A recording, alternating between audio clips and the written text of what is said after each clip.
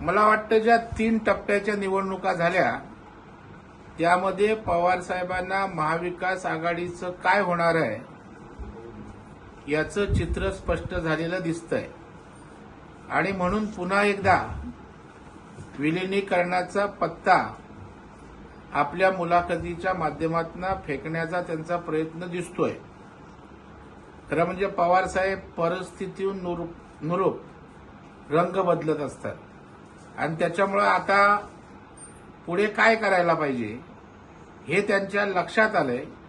कारण देशभरामध्ये पंतप्रधान नरेंद्र मोदी साहेबांच्या नेतृत्वाखाली जनता आज त्यांना समर्थन देते आणि भारतीय जनता पार्टी आणि महायुती प्रचंड जनाधार मिळताना या ठिकाणी दिसतोय।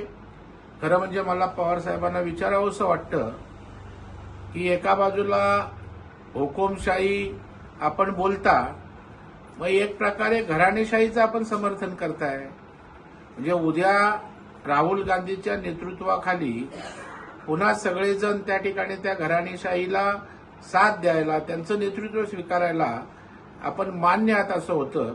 त्याच्यामुळं आमच्या नेतृत्वावर टीका करत असताना किती पोकळपणा आहे हे सुद्धा या निमित्तानं लक्षात येतं आणि प्रादेशिक अस्मिता भारतीय जनता पार्टीने प्रत्येक पक्षाची जपलेली आहे आणि तीही तुम्हाला संपुष्टात आणायची दिसतंय।